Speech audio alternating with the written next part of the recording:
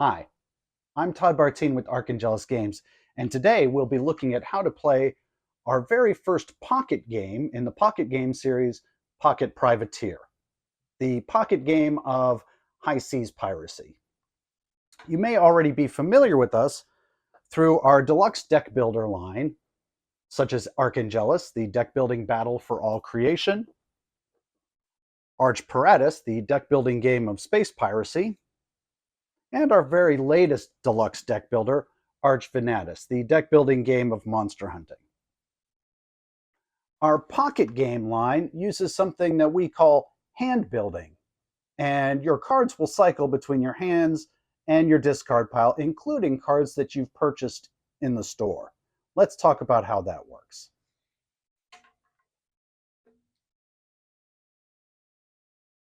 Let's talk about how to set up a game of Pocket Privateer.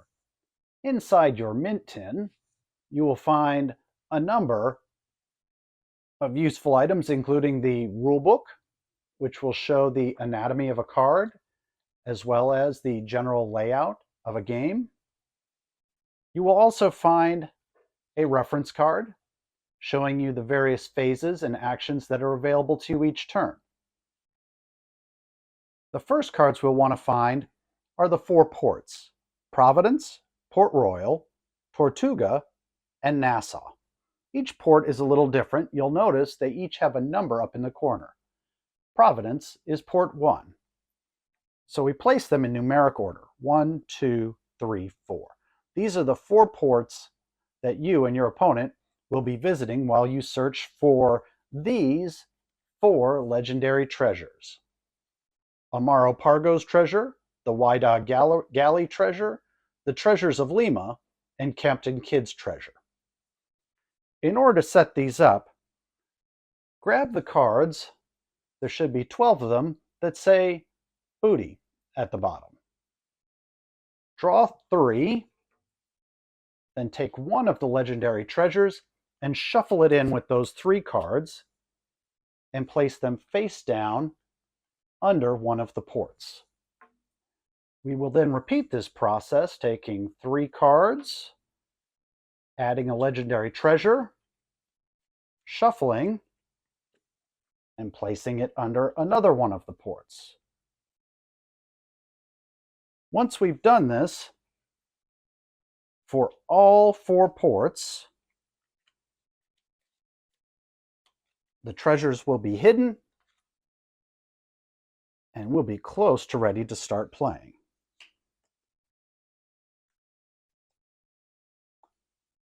Next, of course, each of you needs to choose a captain. There's different strengths to each. You've got Captain Blackbeard, Captain Anne Bonny, Captain Sir Francis Drake, and Captain Roberto Cofresi. I'm going to choose Blackbeard, and for my opponent, I'm going to choose Anne Bonny.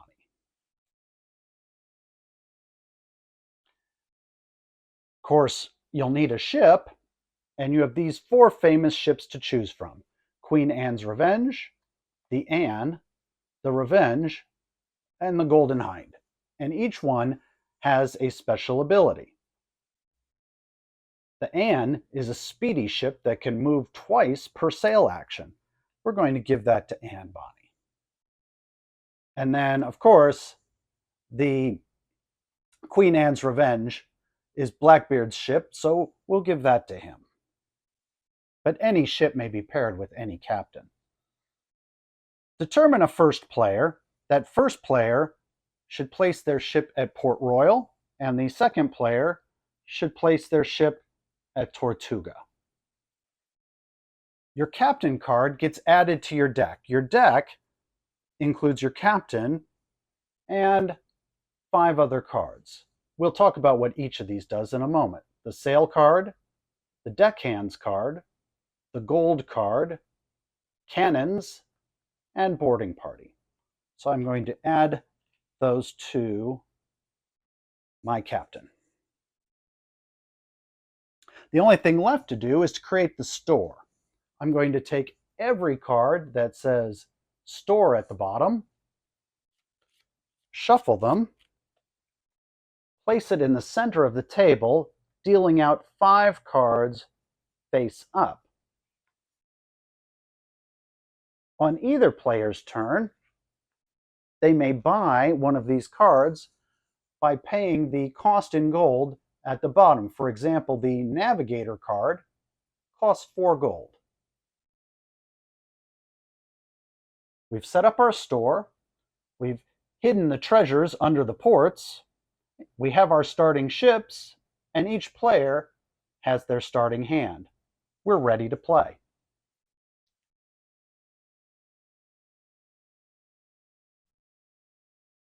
Before we start playing, we need to talk about 2 key concepts that are present in all Archangelis games, pocket games. The first concept is called the rule of 3. That is, each turn from your hand, you have to play or discard exactly 3 cards. No more, no less. Doesn't matter whether you're using it as an action or you're using it as currency to buy from the store. Each turn you can use or discard 3 cards, no more, no less, using them and then placing them in your discard pile. Also, at the beginning of your turn, if your hand has less than 3 cards in it, you take your entire discard into your hand. The other concept is the discard rules for all of our pocket games. In our pocket games, when cards are used, if it's a starter card or a card that starts in your hand, it goes to your discard pile. If it's a store card that you bought and then used either as currency or for its action, it goes to the store discard when discarded. This is always true.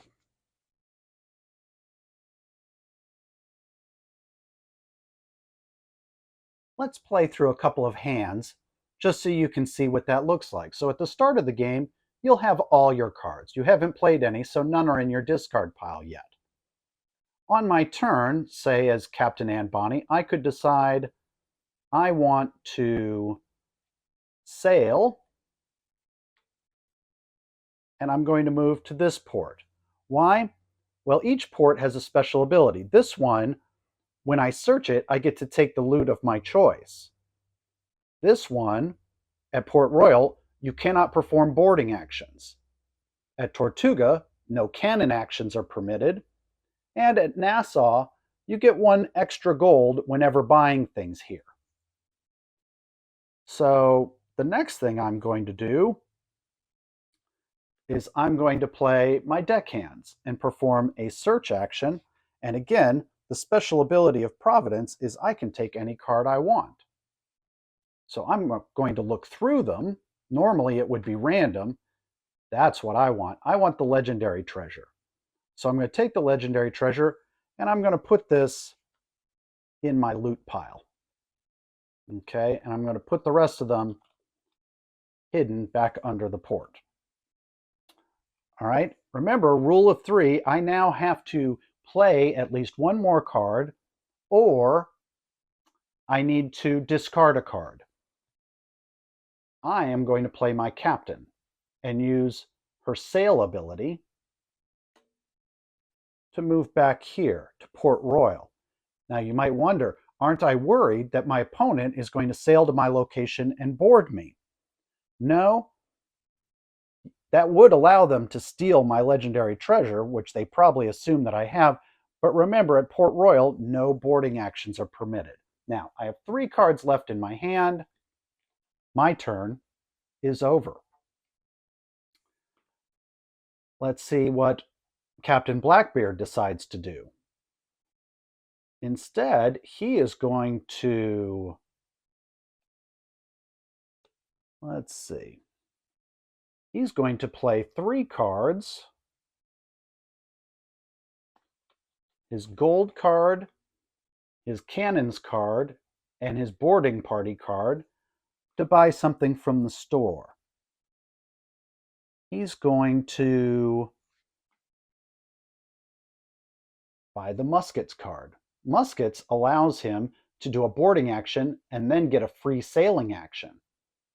Okay, he's going to take that along with the cards he just spent and put that in his discard pile. So now he has 3 cards left. And his turn is over. So what is Anne to do? Anne Bonny has a cannons card, which she can only use if she's at the same location as her opponent. She's got a boarding party card, same thing, can only do it at the same location. And she's got gold. Perhaps she should buy something from the store. Oh, look, this happens all the time. Someone bought a card and forgot to replace it. So let's go ahead and replace it with the next card in the deck. Okay, so she's got 4 to spend. She's going to spend all 4, putting those in her discard pile. And she's going to use it to buy these knives. Knives are a card which, if it's in your hand, you can cancel a boarding action. Okay? So she bought that. It goes in her discard. And this time we remember to replace the card in the store. And it's Blackbeard's turn.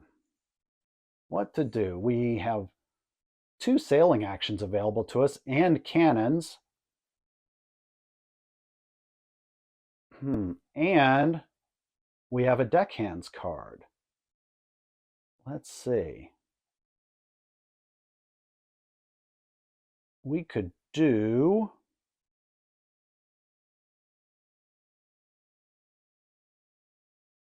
We want to get Anne off of that Port Royal.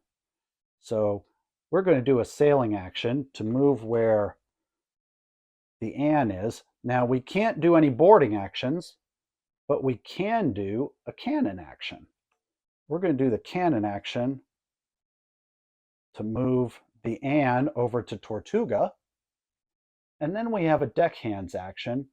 We're going to use this to grab the first card at random under Port Royal. This card, oh my goodness, we got lucky too. We got a legendary treasure, one of the 4 that is needed. We're going to go ahead though, and we're going to keep that quiet, and we're going to put that in our loot pile. Okay, now it's Anne Bonny's turn again, but she has no cards in her hand. And whenever you have less than 3, you take your entire discard in your hand. Look at this.